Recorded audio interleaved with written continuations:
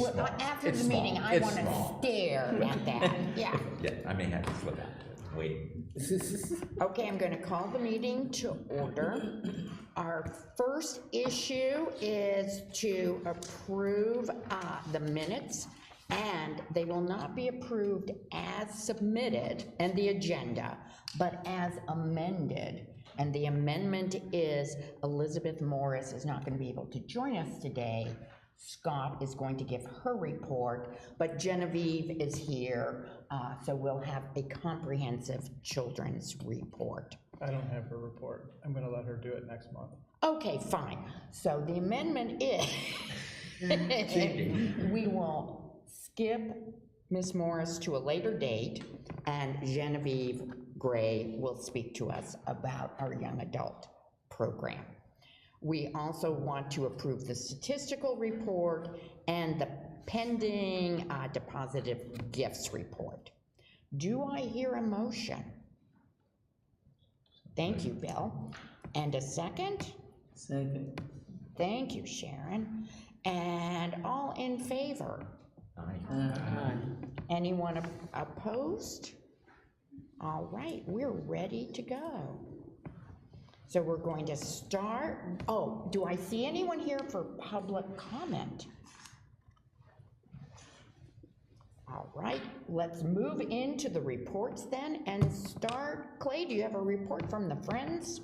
Good afternoon. I don't have a formal report for them, but I will share that, and I think you all probably know this now, but if not, they had a successful sale at the beginning of the month, and I think they grossed around 18,000 altogether.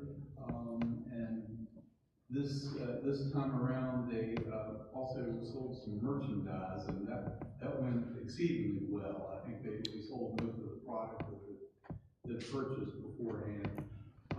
Also, they will be meeting next Wednesday evening, which is the 4th, June 4th at 5:30. Thank you. Thank you. There's also an article at the back of the report on that was in Style Weekly that talks about Oh, them. So right. if you That was a great had a article chance that to see appeared before the sale, which was perfect. Yeah, they're giving that a lot of credit for having them. Such a good turnout. So, Okay, good. Yeah. Good. All right, Ms. Revere and the foundation. Good morning, the foundation has an informal report. All right. Scott, would you like to introduce Genevieve? Yes, I'd be happy to. All right. Let me also just, apologies that Beth is not here. I would do her report, but I would not be able to do it as well as she We need to wait for her. So- She's so full of enthusiasm and charm. Yeah, she's, I couldn't do it justice. But she's out ill today, so that's why we had to pause on that. But Genevieve is our young adult librarian. She has come to us in the last about year and a half, 2 years she's been here, and hit the ground running. We had not had a young adult librarian for probably 5 or 6 years. We lost the position and it wasn't filled. So Genevieve has come back and stepped up and working with, I always say that our young adults are one of our most challenging audiences to capture and get in the library and work with and engage. So Genevieve has a tough job, but she's been doing some great work, and I'm gonna let her share with you what she's been up to. Esteemed board members, Chester, thank you for allowing me to speak. I wanted to begin by talking about the impact of our youth young adult space at Maine. Recently, a teen girl who has become a regular since the opening of our youth adult space confided in me that she moved to Richmond within the past year, and she didn't have a way to meet new people her own age since she's homeschooled. Coming to the library, and in particular the adult space, has given her a way to interact with people her own age, and she loves feeling like she has a place in the library since she is still learning her way around the city and doesn't know where else she can go without transportation and without having to spend money. She has talked with me about how the programs we offer have helped her feel involved and less alone in a city where she knows no one. Even when we don't have a program happening, she is often in the space working on school projects, trying our take-home activities like team writing prompts, and rotating crafts. While this is just one girl, we are starting to see a consistent increase in teens showing up to use the space for studying, socializing with peers, reading, and attending our teen programs. It is truly a transformative space which fosters connection, creativity, and lifelong learning. With this in mind, we are continuing to work on building an audience of teens in the library through increased school outreach efforts across the city with our young adult team. We have successfully established relationships with middle and high schools throughout the Richmond Public School System and are increasing our engagement through outreach at community events as well as connecting with librarians and classroom teachers to reach students directly in the classroom. We are working to build a vibrant future for young adults in our city by informing our youth through the teaching of new skills, enriching their lives, and expanding their access to both recreational and educational opportunities, and empowering them to make positive changes in their lives. Building engagement in educational young adult programs is a huge priority. For example, our Teen Anime Manga Association, which allows teens to come together and engage with an activity they love, while also tying into young adult literacy skills, connecting young adults to the library's collection, cultivating their interests in a social setting, and supporting lifelong learning by introducing them to new cultural concepts and language skills. Other after-school clubs like our video game club might sound like they're just for fun, but it connects teens to literacy by encouraging reluctant readers to follow game plot lines, often connecting books in our digital collection. It also supports young adults learning critical thinking and problem-solving skills, as well as social emotional skills in a positive and safe environment. Programs like our popular Get Crafty Together events allow young adults to develop new arts and crafts techniques as they explore new mediums of art, which they might not have access to outside of the library. Other events, like some of our teen STEAM programs, allow teens to learn educational topics in a fun and engaging way. For example, I recently hosted a brown sugar boba milk tea STEAM workshop at both Main and Hull Street, where teens got to practice precise measurements, learn about chemical reactions, and develop an understanding of the gelatinization process, all while learning to make one of their favorite treats from scratch. To continue educational opportunities for our youth, we are prioritizing health and wellness as a topic. For example, period poverty and stigma are serious health issues that impact countless women and girls. Today is recognized as Menstrual Hygiene Day, and later this afternoon we are hosting an event with the Period Education Project, where teens will be learning about menstrual health from VCU School of Medicine students and working together to build menstrual health packs to stock our new mini menstrual health pantry for teen girls, which is in the young adult space. We are also prioritizing health and wellness by offering young adult yoga and workshops promoting mindfulness and lyric writing as a means of coping with stress this summer. I have built partnerships with several youth organizations in the city as a means of prioritizing opportunity youth and setting them up for success. I have already begun hosting a series of workshops with our young adult team at Peter Hall, where we have taught them about self-care. This also ties into our wellness focus and is to be repeated at the meeting later on. Meal farming on budget and navigating transportation using the GRTC bus system to better connect them with opportunities around the city. This summer, we will be hosting a series of workshops with Urban Baby Beginnings, which focus on maternal health and wellness, as well as educational and workforce development. We are also beginning a workshop series this summer called Future Ready, which focuses on preparing youth with an emphasis on outreach towards opportunity youth to be set up for success in career exploration and resume development, as well as interview preparation. Another initiative we have begun is connecting with the International Rescue Committee to host digital literacy workshops for refugee young adults who are not yet connected to school or work. These initiatives are all made possible through a grant from the Urban Libraries. We would love for you to stop by the young adult space while you're there. Look at the current young adult art exhibit, which talks about re-envisioning spaces in their communities. Thank you, and please let me know if you have questions. I am stunned by how much you're doing. I am stunned. That digital literacy, health, whoa. Questions? This is amazing. So of your audience, is it mixed young men and young women? Is it young women mostly? Is it younger, 13, 14? Tell me, and it probably differs by what you're doing. I would say it is a range. It kind of depends on the program. Mm-hmm. For partnership with Peter Paul, it's definitely mixed gender with girls and boys. Okay. Obviously, the program today, which is focused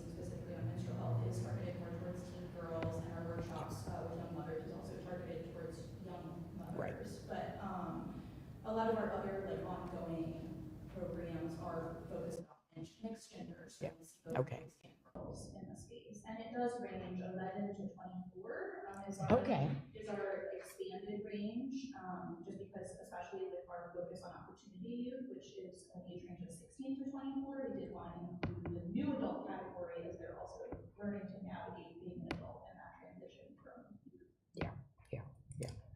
Are you connected to, Richmond Public Schools Summer School? Are you gonna reach out, at the locations and begin with summer school? I haven't yet. I have connected with them previously about like trying to get young adults signed up for library cards, and a lot of times they kind of just push me to the fall, or like during the school year. But I could definitely reach out further and see if that's something that they would be interested in connecting on. So I would definitely. Do you do anything with, helping kids write college essays? Was that included in the list of things? I didn't list it in here, but we have hosted workshops in the past about researching and choosing the right college, navigating the college application process, as well as writing the college admissions essay. I've also partnered with GRASP and hosted a series of workshops dealing with financial aid, and that's been ongoing throughout this year.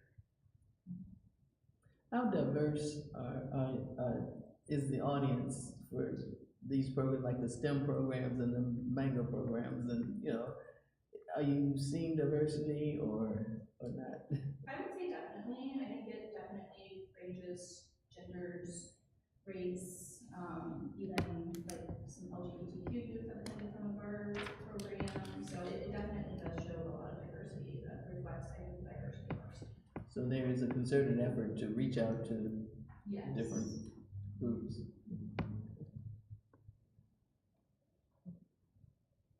Other questions to Genevieve? I think you mentioned a little bit, but how are you helping advertise these things, publicizing, getting more word out?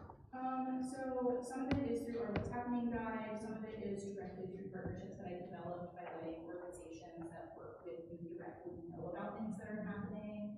I also do social media posting and then flyers, things like that. And then also word of mouth. Whenever I go into classrooms or things like that, I definitely promote all of our programs and let youth know what opportunities we have for them here. I've seen in some of the city council members on their sites, they will post the little children's, the babies' activities. Can we get out the teen things, or ask them if maybe they would, post them as well? That would be great.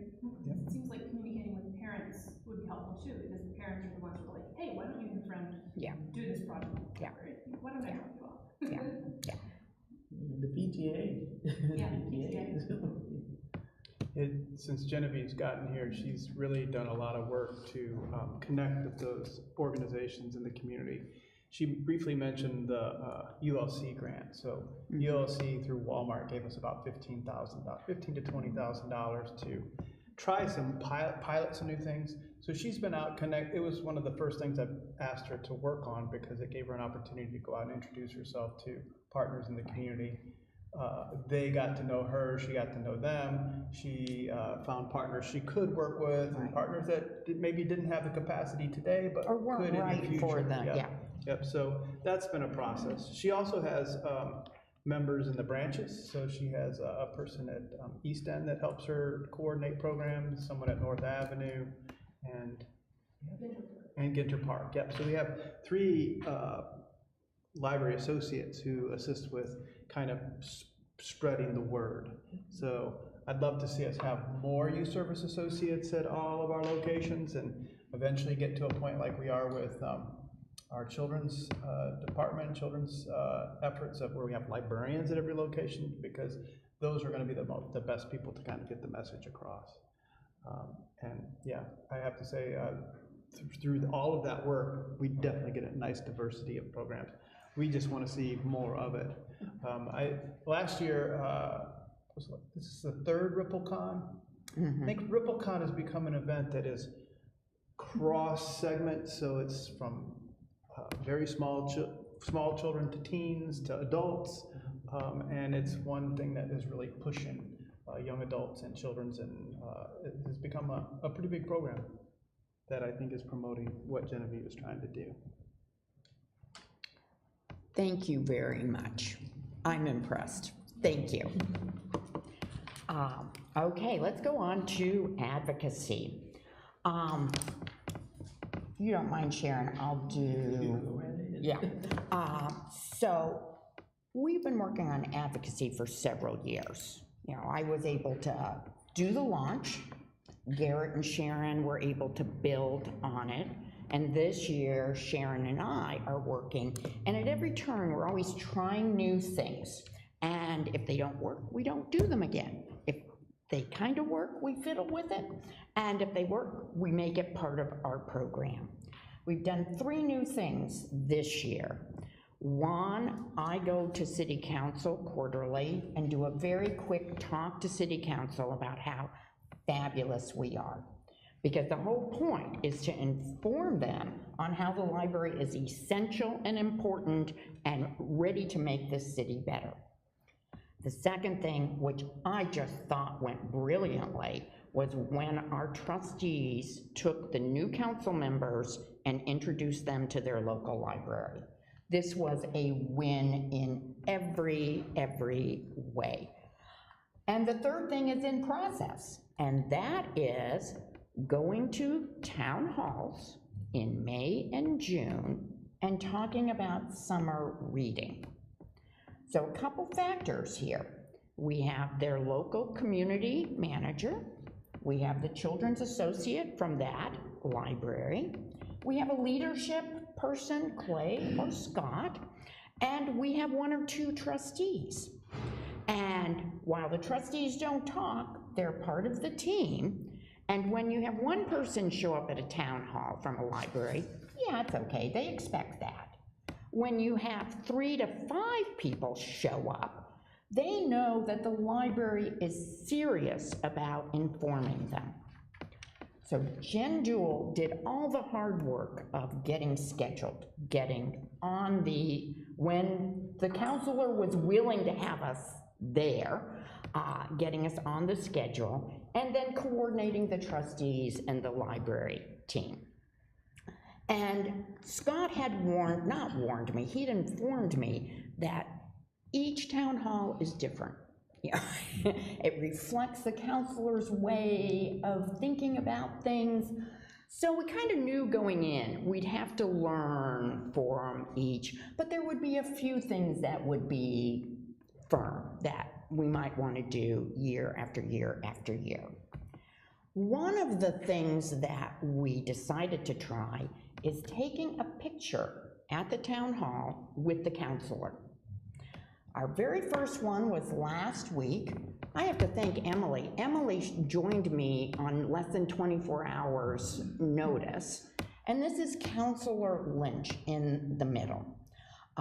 Beth in the purple gave our talk. She is so passionate and so well informed that she was a big hit. She talked about RippleCon that everyone wanted to know more about. RippleCon for this audience went really well.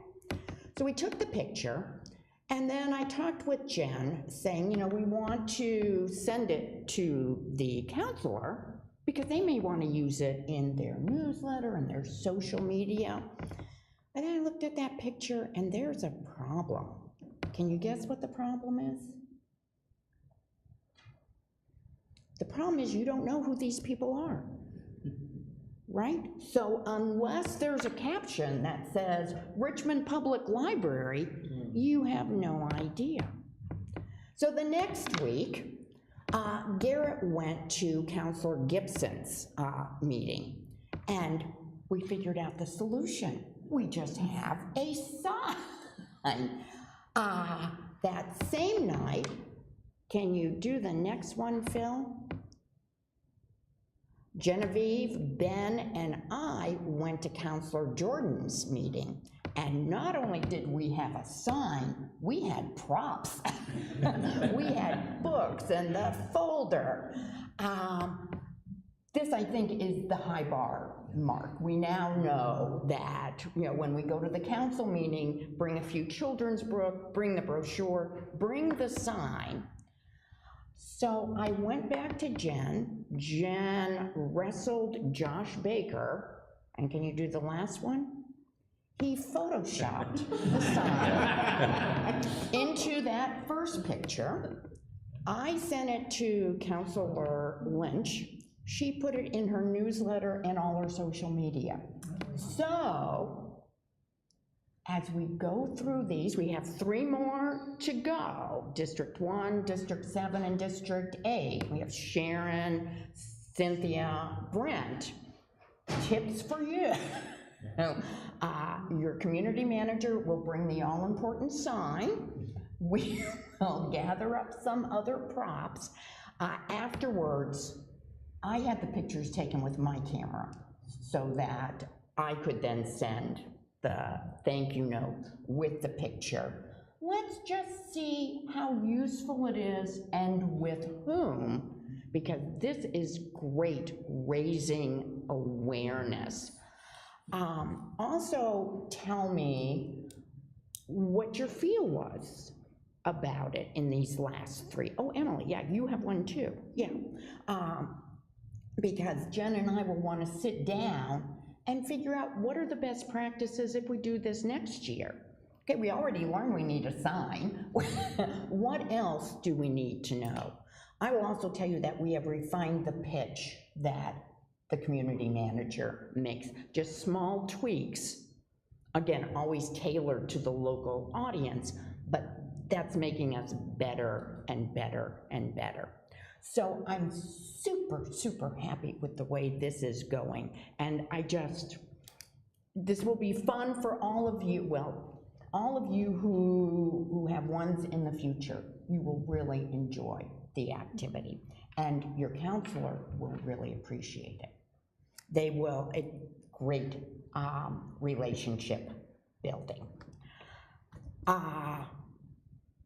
After we wrap this up, we will decide what our July, August, September activities are. But right now, let's get through this one. All right. Any questions?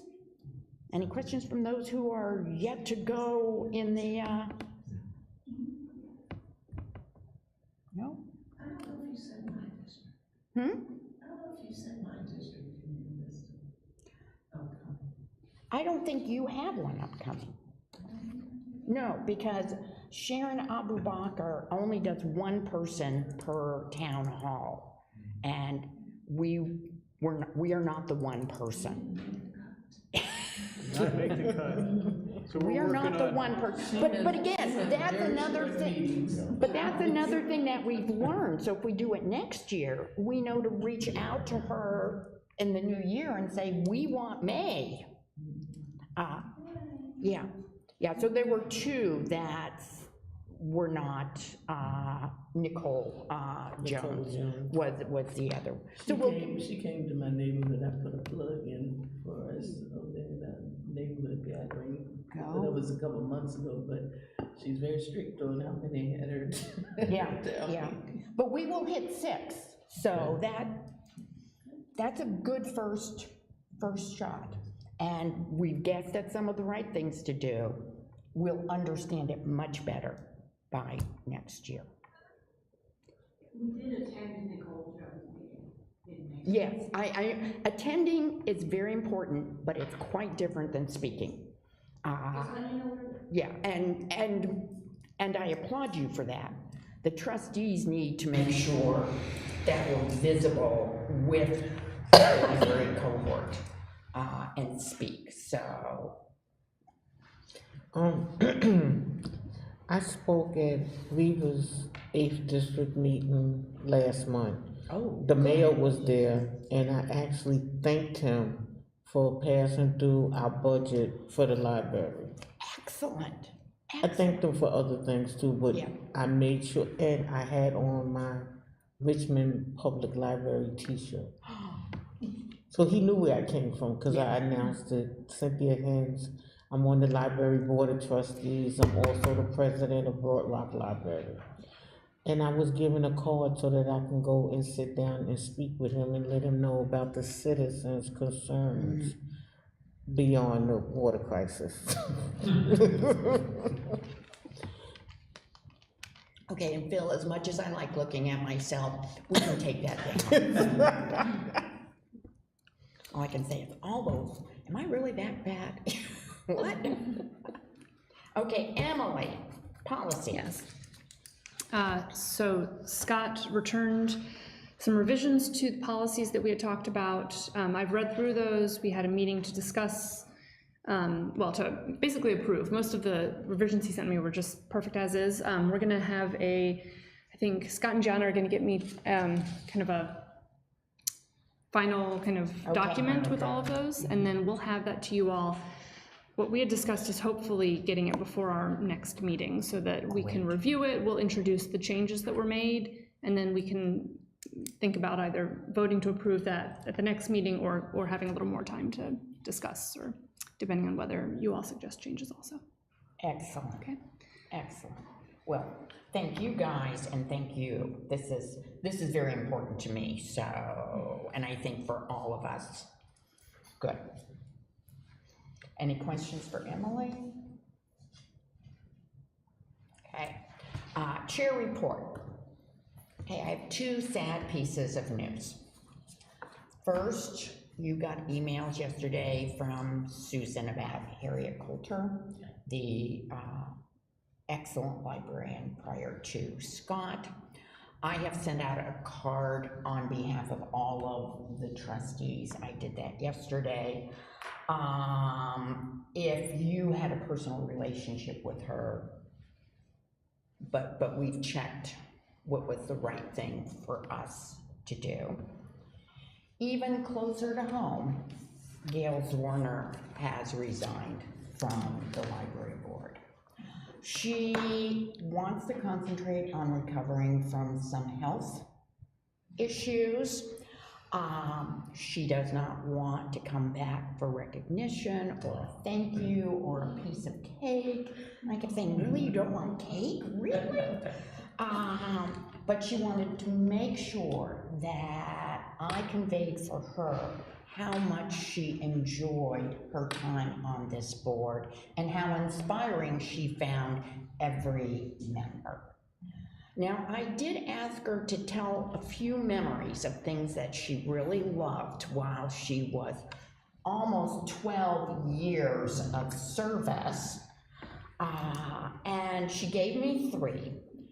First, she was on the committee to select the new librarian director after Harriet left. And she said that was really challenging because they were looking for someone with urban library experience. And they didn't have a million responses, but through a very thorough and careful consensus building effort, they selected Scott, which was a fabulous choice. She was also part of the group that created the Richmond Public Library mascot. And Scott had gone to Maymont and asked for some indigenous species that we might use. Looked through them all, and the otter was selected, hence Ripple, which is one of the most popular things about the library today. And the final thing that she really felt she contributed to and was proud of was her work on the main renovation. I know we'll all miss her, but I will tell you when we get to the governing committee report what we'll be doing, what steps Garrett will be undertaking to find someone close to as good and close to as caring as Gail was. Finance committee. Don't have a big report. Everything's on track as far as, spending, revenue, et cetera. Nothing changed on the budget. It all went through smoothly, right? This year's budget went through, we're as the newspaper article indicated, we're about $1,300 more than we were last year in terms of operations. Yeah. Budget was, personnel budget incorporated to 3.2%. In the report, there is that, a copy of the article that was, an email that I sent to staff letting them know that we were, taking steps to ensure that we would be, within our budget. And so that involved, reducing, some extra part-time hours and, being very deliberate about how we are going to hire.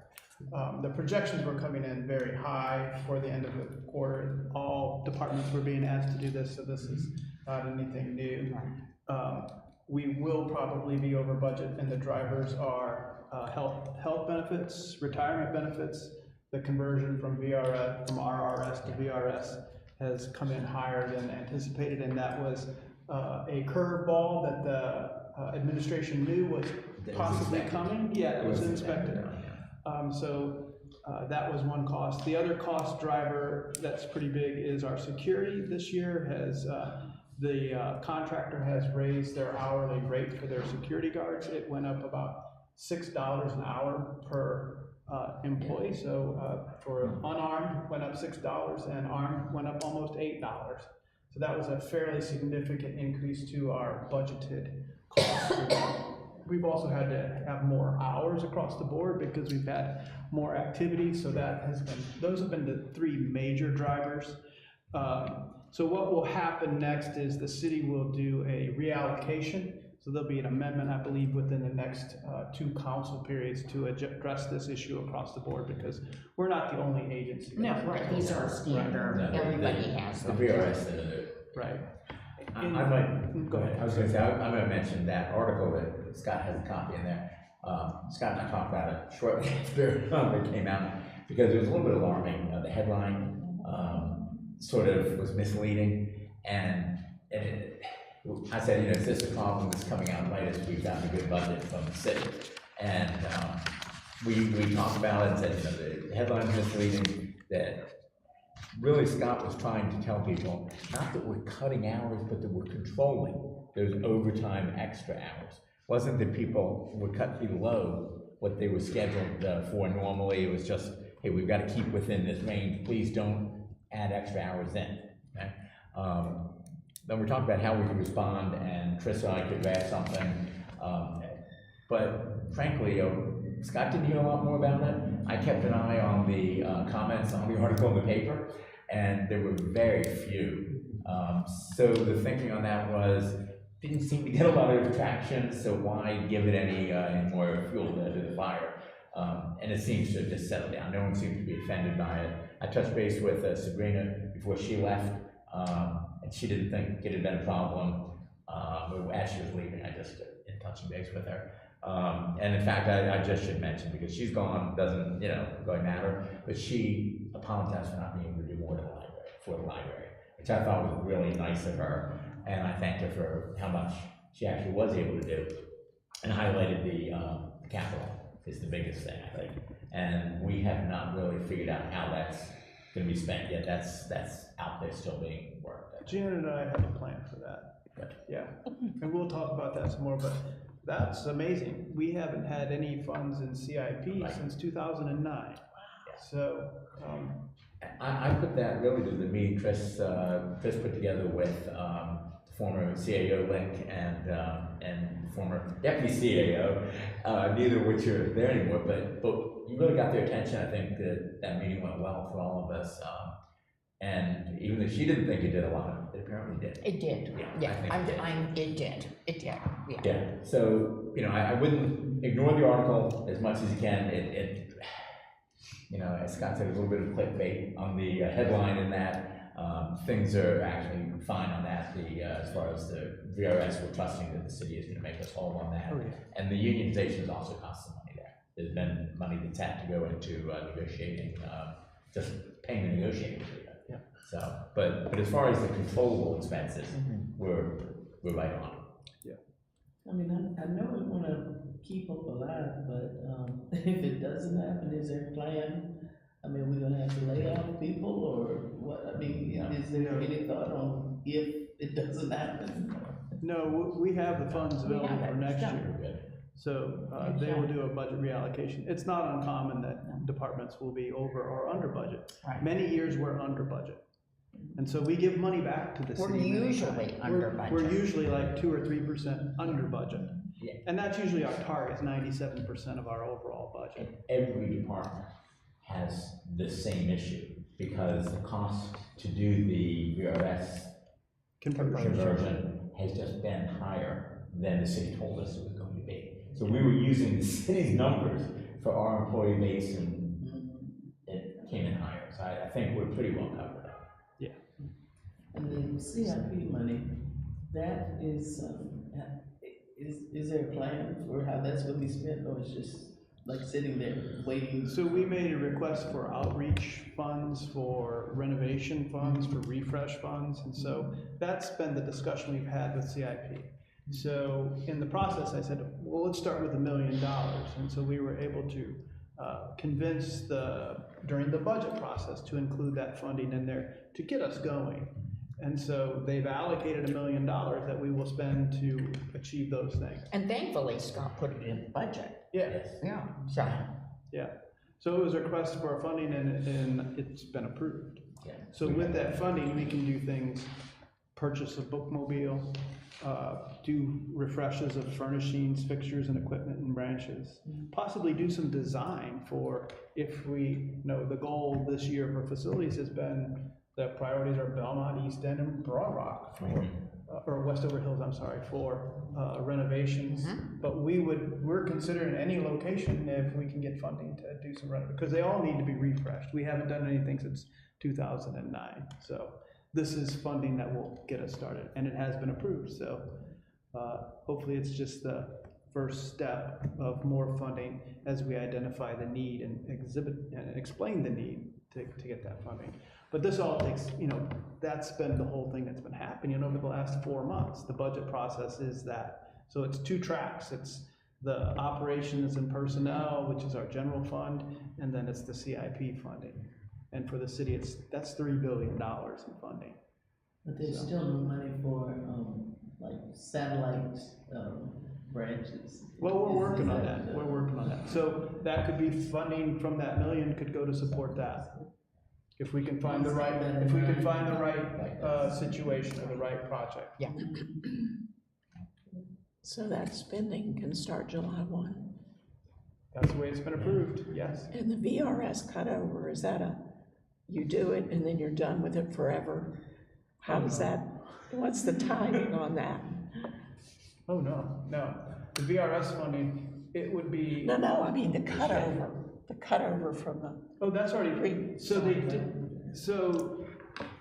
there were employees that could make a choice. They could stay in Richmond Retirement System, or they could transfer into VRS. They set the deadline in December of 2024, which is midway through our fiscal year. So they didn't know how many people were going to transfer over to VRS from RRS or remain in RRS. The city will have to fund both programs going forward. Now, there'll be no new people going into RRS, but VRS could not give the city a cost for what that would be to move employees from Richmond Retirement System to Virginia Retirement System. So it could have been 100, it could have been 1,000, it could have been, and so they couldn't give them a number. They gave them a best guess, and the number was higher. The other thing that VRS does is they calculate the cost of the benefit based on the number and the longevity of the staff that come into the plan. It's all actuarial stuff. So they didn't know, of the people that were coming in, were they new folks who had limited number of retirement years, or were they extended people who are at higher wages and bigger payouts? So that was an unknown number. They did their best guess to get that mark, and so they haven't hit it. It's exceeding expectations. So in these cases, what the city does is a reallocation of funds at the end of budget year to correct any overage or underage, over budget or under budget situation. And there are still people in RRS. Yes. They have to stay now. Yeah, they have to stay. Can't come over. They cannot come over. No, that time, that window has closed. Right. So, yes, yeah. So we really shouldn't have a big shift in there, how VRS costs could be higher or lower. I mean, it's an ongoing, it's now the retirement system. Right. You have the two retirement options, people are gonna do one or the other, they won't be shifting between them. Right. But And this was all explained to council when they made the decision to implement VRS. Yeah. And so. this- So this- if I get hired in 3 months, I can pick RRS or VRS? No, you can only go to Virginia Only Retirement VRS. System. Good, that's what I was trying to understand. Yes. Yeah. All right, anything else, Bill? no, I think that's it, thank you. Okay, facilities. So we have, community focus group dates. Did you send that to the whole group, the dates? It went out on an email blast to everyone. It's been put up on LibCal. We've been promoting it across all of our different platforms. Okay. So, Did everybody see those dates? I can send out a shortened list to the Okay, So those will begin tomorrow. tomorrow, 10 a.m., main library. Yep. So these are for the community to come and say what they would like the library to be doing. I just got the email. Oh, I really? just sent it. So if you can come, if you see a date you can come to, please do that. So it will be a similar presentation as I gave to library staff. I will also include, if I had $1 million, what would I do? So I want to ask the community, what do they think we should prioritize in that CIP request, and what are their high priorities? So I think it's a wonderful opportunity to get that feedback. The more we are able to include in there, the more that it's going to help our case going forward, because we're just getting started. $1 million is a start. We're going to need more. So. Okay, very exciting. So after these community groups, does that get us closer to a final product? Yes, yeah, I know Chris wants to know that. So. yeah. I do. Okay. Any questions to Janet or Scott? Right, governance. Garrett is a little under the weather, so I am going to give his report. And of course, the big issue is replacing Garrett. He reported last month that our priority was going to be searching for representatives in districts that are not sitting at trustees table. And there's 4 or 5 of them, so we have plenty to choose from. Garrett had been working since he gave that report on coming up with candidates. He has many. He is having lunch over the next 2 weeks with several of them. The process is going to be this. He's going to vet them at a lunch. He already has a list of candidates. If you have people in districts that are not represented that you want Garrett to look at, that you think would be great, let him know. He will talk to them on the phone, have lunch with them, have coffee. He'll do the initial vet. Second round is I will talk to them. Now, I never rule out anybody, but it's good for me to know what the choices are. Final step, he will bring the resumes here, tell you about his experience with them. You will be able to look over. We will discuss and decide. The 1 or 2, you should always have 2, because someone may say no. Maybe we have 3. We'll decide as a group which districts we think are very urgently needed to be represented, and which people, and those are 2 separate questions, we think love the library, can reflect their community interests, and make us a better board. So that's the plan. Take a couple months. Actually, it always takes longer than you think, because people are hard. Policy's a little easier. People are hard. But by fall, we should be in a good position. So Garrett's on it, no surprise, and we're moving forward. Last, unfinished business. And I have unfinished business, and it's the 3-board gathering, okay? That's next Thursday, a week from tomorrow, June 5th, 5:30 to 7 p.m. We will start at 5:30 because we got a lot to do. We have 11 people from the foundation coming. We have 10 people from the Friends attending, 6 trustees with 2 pending, and 4 people, including Scott, from the Richmond Public Library. What we're trying to do is not just get great content, which Reagan Thacker from the Library of Virginia, principal library consultant for trustees, friends, and foundations, developing that. We also want to make connections because we have an aggressive plan going forward. The more we build relationships with our sister boards, the more we can all talk with one voice and help the library get what the library needs. And this is just the starting mark. So we've done a couple things. One, we'll set up 4 tables for these 33 people. Actually, you don't get a bigger number, you get a lower number. So it will probably be less than 33. And it will be a mix of Friends, Foundation, trustees, and staff. Trustees, we are the host, okay? We will make sure there are several trustees at each table, and your job is to be the host. You're welcoming, you're listening to them. This is information that's going to be important to us as we move forward, and you're friendly. You don't have to make friends, but you're friendly. Does that seem reasonable to everyone? Absolutely. I don't know, it's a stretch, but. Okay. Or smiling faces. We're happy people. Reagan is going to handle all of the heavy lifting. Now, she had a set presentation, and that when she and I looked at it 4 weeks ago, decided that we wanted something more interactive, because that's how you make connections, is you work together on projects.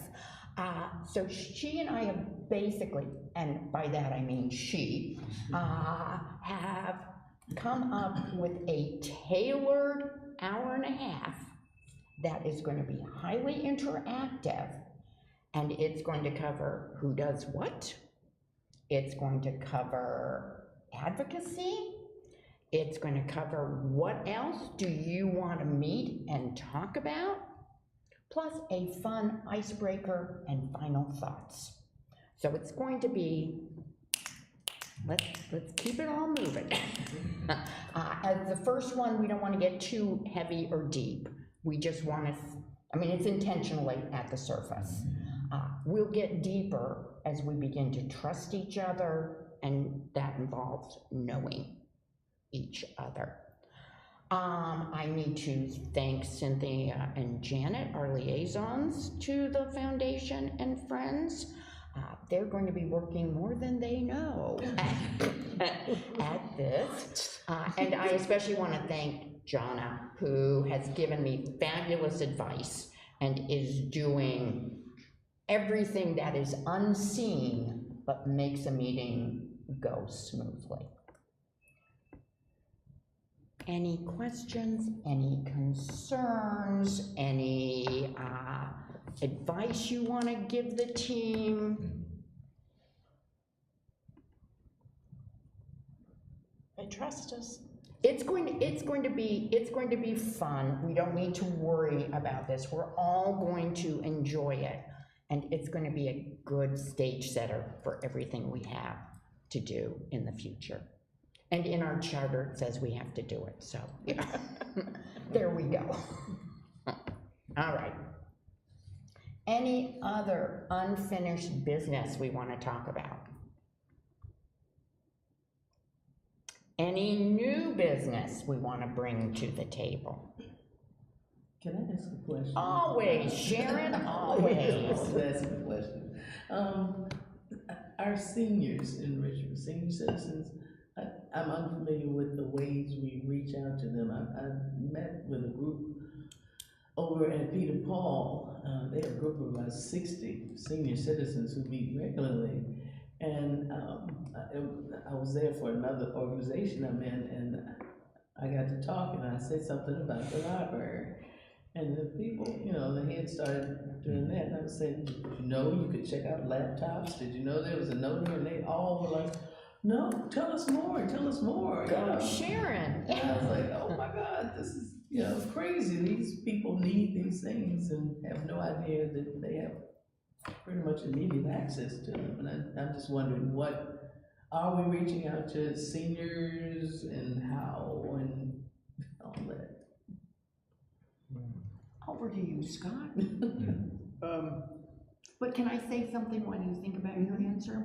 I think that's an important question demographically, because right now, if you look at population as a pyramid, the bottom of the pyramid is families and children. By 2030, demographically, that pyramid is going to twist around, and the point is going to be young children. The big flat, it's going to be seniors. It's going to be people 60 and older. So we are driven not only by our hearts, but by our audience. And demographically, our next big audience in less than 5 years, it's going to be seniors. It's actually a little wider range, but I look at those numbers all the time to guide decision-making and program making. And we look at those numbers too, and we look at like our users that come in the door and the users that we serve. We try to be very balanced across the board when it comes to connecting with people. We have tried lots of things that have worked and things that haven't worked so well. I have to say our outreach and engagement, Jen Duell, she gave that presentation, is constantly thinking about this, and we're connecting on, not only on social media, but other ways to connect with people. One vehicle that we're going to be using is Richmond Family Magazine. I don't know if you're familiar with that. You see it in lots of different places. And it's a paper copy that people can pick up and take out. So we will purchase ads in there to promote RippleCon, various programs that we're doing. And so we're gonna have a presence in that magazine, because that is an investment that I think will pay off. We've tried the newspaper, Times-Dispatch. We haven't really gotten a lot out of that. We've tried buses. Buses are very expensive, and you don't Really? Yes, they're very expensive to put those ads on the bus. Like the Chicken Fiesta bus that you see everywhere, that is a huge significant investment for them to get that bus, to just have that bus ride around, because it does ride around all over town. And the ads you see on buses, that's why you see many buses that don't have ads, because they're very expensive. And we found that they didn't really do much, because you didn't get to put like the bus that drives through South Side with the summer reading program on it. It gets slapped on a bus and Whichever you don't know bus where they it want to goes. do, yeah. So that was kind of a failure for us. So we don't seek that. But our Instagram and our Facebook, we do promotions on Facebook, so that connects with a lot of people. I think, a lot of young people aren't on Facebook anymore because it's been taken over by people my age and older. So that's a way that we connect with seniors, because they're connecting on Facebook. TikTok, we are not on TikTok. TikTok is probably one of the biggest platforms. The problem with TikTok is, you've all seen the news, possibly banned, not banned, and we're not quite sure how to do that. But we do use Reels on Instagram, and those get lots of, they're kind of fun for our team to put them together, and they really connect with folks. So it's really a multi-level way we're connecting. This probably has been the biggest piece that ties it together, because there's an electronic version that's on our website that you can flip through. I can refer people to it. We can QR code to it. You can also pick it up and take it home and set it in your house, and it gets put there. It kind of looks a little and feels like the Richmond Magazine, and we put a lot of work into this. The format, the layout, it's color, so it's expensive to produce. And so that's why quarterly, that's why it comes out, and you'll see it in all of our libraries. We take it to all of our tabling events. Just do a great job of a takeaway that I think really connects. The other piece of this is it's tied all of our programming together because we deadlined it. And we say, okay, you have to be in this. Right. And so it really forces our staff to get their programming together, plan it out, and be ready months in advance of it. And it just helps our whole organization. It's been a trial because Richmond can be a last minute kind of place. Yeah. Let's do something next week. Well, failure to plan for things means plan to fail on those events. And we've had a lot of those over the time I've been here, but this is tying it together in that whole piece where we're putting it out, especially across other levels. If there are places you think that we need to go, we're always happy to explore like other ways to connect with folks, whether paper or social media, so. Like all the rec and parks facilities. Yep. Yep. And, my concern is, a lot of our older seniors are not technology proficient, and many of them don't even have the technology. I mean, my mother-in-law still has a flip phone, just doesn't even have a, so there's gotta be a way to reach these people, I guess they're still reading, or some of them can't see, so we need large print, but, we need to start thinking about ways to reach older people to get them, what they need. Like many of those women that I talked to at that senior meeting were saying, I would love to learn about how to do, Facebook, or I would love to learn how to, do a instant message with my kids or something like that. They don't know. And, I'm not saying we have to be the ones to, teach everything to everybody, but that's an audience that we could possibly tap into. For sure. And the way you connected with them is the best way. Yeah. Getting out and talking to them, all of the things that our board members are doing, showing up at those meetings and making connections. They're associating a face with a place and an activity.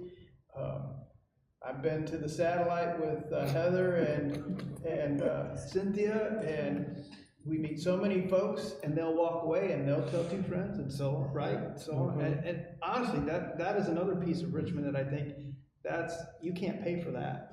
So the time you all are investing in showing up and answering questions, that's better than social media or print, I think. Saturday I went to 2nd Street Baptist. They had a big yard sale, and I was promoting the yard sale for Broad Rock this coming Saturday. And I'm introducing myself. I always have on my t-shirt, except for here. Go. And I said, my name is Cynthia. I'm the president of Broad Rock Library, and we're holding a yard sale. The lady's like, I know you. And I was like, right. You know me from where? You spoke so nicely to the mayor at the meeting. I was like, oh, so now I'm famous. And she left there and she went and bought a spot at the Broad Rock Library. So that was perfect time. Good job. We have to communicate. And I know a lot of the seniors are intimidated by the new technology. We just gotta find a way to reach out to them. Good point, both of you. Anything else? Yes, Shannon. Hi, I know, I don't speak very often, but I just wanted to do a quick reminder from me that when emails do not say, please do not reply all, please make an effort not to reply all. Right. And I'm happy to explain to you outside of this why that is. No, Thank you. I know, I understand. Okay, anything else? Can I have a motion to adjourn? I move to adjourn. Thank you. A second? Second. All in favor? Aye. And I'll see you in June at the West End.